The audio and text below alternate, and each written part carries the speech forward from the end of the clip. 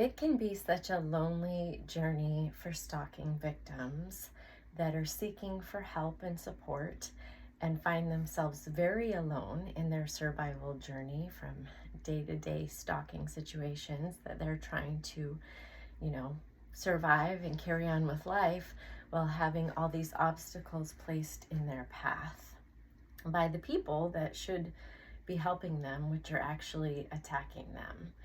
And the more they go to people and say, this is what's happening to me, I need help, the more they're looked at like, or, people just want to distance themselves from the individual, the victim, because they don't want to have involvement and it just sounds too far-fetched what they're explaining is happening to them. And even if they have evidence of what is occurring, oftentimes victims have been so traumatized, it's hard for them to articulate what they're experiencing. So as they're rattling off this long list of all these gang stalking attacks that they've gone through, it does sound erratic. It does sound kind of crazy, but they're going through crazy situations. That's why it sounds crazy.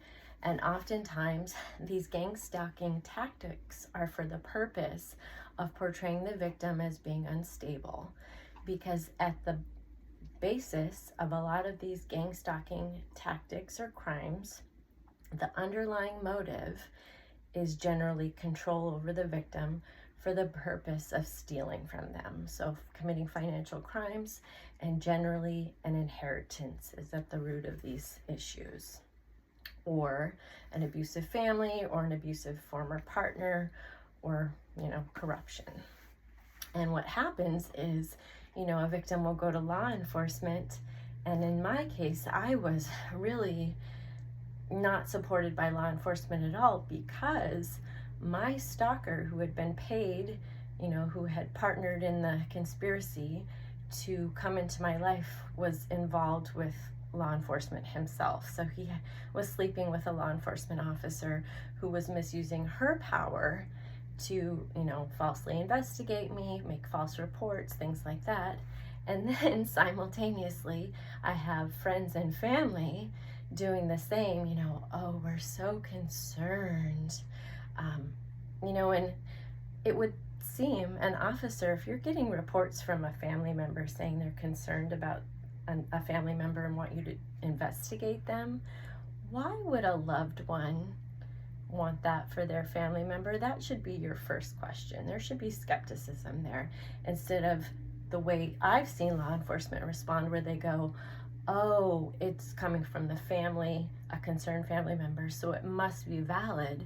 And then they just carry on with an investigation without doing any due diligence, never speaking to the victim. To this day, no one has spoken to me. And I have experienced this for, going on 2 years or longer, maybe unbeknownst to me, but no one has ever asked me my side of the story, ever. And that tends to be the case with a lot of victims.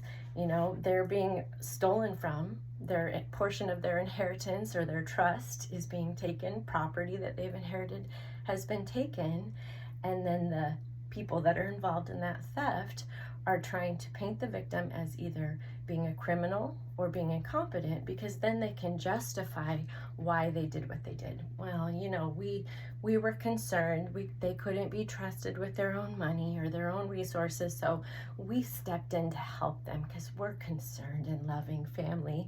Meanwhile, the victim's never seen a penny, and the family's living off the resources of the person that they've been terrorizing with systems.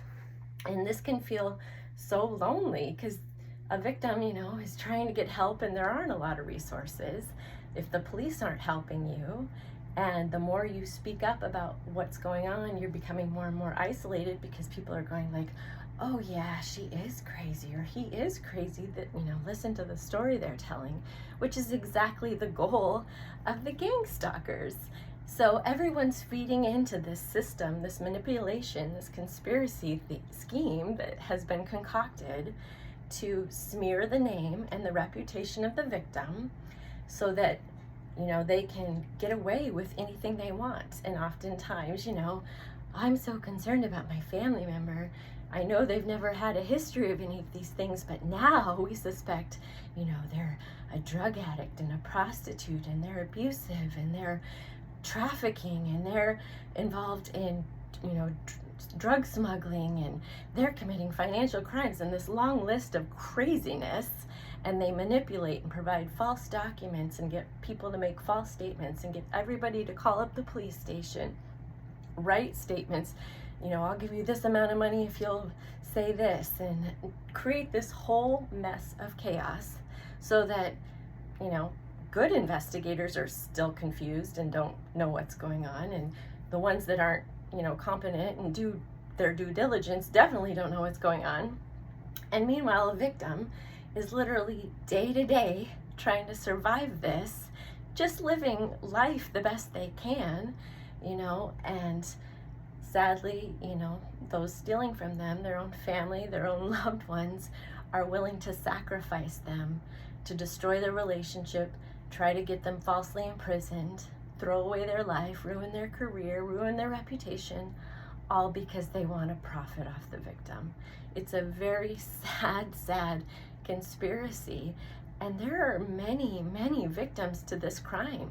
The inheritance theft, there are many stories of people who've had their portion taken, and then they've been through smear campaigns, they've been falsely investigated, they've been falsely, put in mental institutions and imprisoned, because then the family can have a paper trail, a justification for why they did what they did.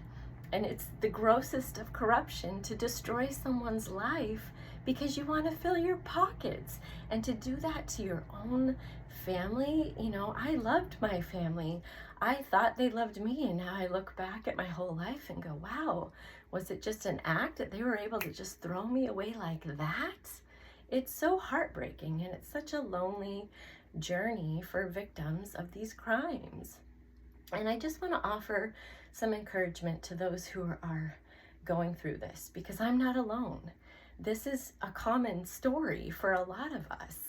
And unfortunately, no one's helping us. I mean, even when I went to an organization to get assistance that assists stalking victims, they wouldn't help me unless local law enforcement was helping me. That was part of the agreement. So if I don't have local law enforcement supporting me, I couldn't even get assistance from nonprofit organizations. I was literally left on my own after having everything destabilized, my housing, my job, everything, every area of my life attacked, every person that I loved, every family member, every friend, every youth leader, people I've known for decades, suddenly cut me off, started attacking me, and I was completely alone to survive this. And I just want to encourage those that are feeling alone, trying to go through this. We are not alone. I have survived things that I shouldn't have. I shouldn't still be here. That alone is proof that we have help, that our Father in heaven is seeing everything that's going on. He's seeing the scandal. He's seeing the conspiracy to commit a crime. He's witnessing what's being said, the lies, the plots, the meetings they're holding, the group chats. He is aware of all of it. The people that are breaching the public trust to be part of the conspiracy, those that are misusing their jobs and their resources available to them to commit these crimes. He sees it all, and he's going to help the innocent. We're not alone. I've had experiences in my life that have confirmed to me that he is there even when we feel so alone. And I would share this story with you that is totally unrelated to my stalking, but that is something that I always look back to when I'm feeling discouraged and like, how much I would wish to have somebody be kind and supportive and help me. I remember back to a story where, when I was a young single mother, I had 3 very young babies living in Alaska, dealing with the elements and the extreme weather and climate. And I had just gotten back from a red-eye flight with my 3 kids to go visit my family for Christmas down in California. And so I pulled into my driveway with the very tired, sleepy kids at about 2 o'clock in the morning. And while I had been gone traveling, it had snowed about 6 feet of snow in my driveway. So as I pulled in my vehicle got very stuck in the snow. So it was late and I didn't have a lot of resources to call somebody to, come dig me out at 2 o'clock in the morning. And I didn't have a cell phone. So I thought, the best thing for me to do at this point is I'm just going to carry each one of the kids one by one up the driveway into the house, and then I'll deal with this in the morning. Now, mind you, I lived in a very, very rural area. There was no one nearby. I had no cell phone with me. I only had a landline inside that was very far away, and the snow was very deep. So I pick up my first child, and I get about 10 steps away from the vehicle and get into very ice-packed snow that's about, past waist deep, and I can't move. I can't go back to the vehicle. I can't go toward the house where it's warm, and I have a child now in the elements and 2 babies in the car, and trying to figure out how I'm gonna get out of this, because even if I screamed for help, no neighbors are gonna hear me. I had no choice but to cry out to my Father in heaven to rescue me in that situation, and just pleaded, please save us, because this could get really bad really quick. It was cold. My arms were starting to shake from holding my daughter, and physically I could not move. And out of nowhere, after I said my prayer, a beam of light shined through the trees, and up in my driveway pulled a man in a very large tractor with a snowplow in front. And he said, hey, can I give you a hand? And this very kind tractor angel plowed a path that I was able to walk and carry each of the kids and put them in their warm beds and get them tucked in safely. And he said to me, it's so strange. I couldn't sleep. I woke up in the middle of the night and I had this very strong feeling to get on my tractor and to drive out here. And I didn't understand why, but now I do. And he was my answer to the prayer. And that's what each of us are. We're here to answer each other's prayers. We're vessels for God to use in those situations. And it's proof to me, and I hope can be proof to you, that we're not alone. He's helping us. We've made it this far because he's with us.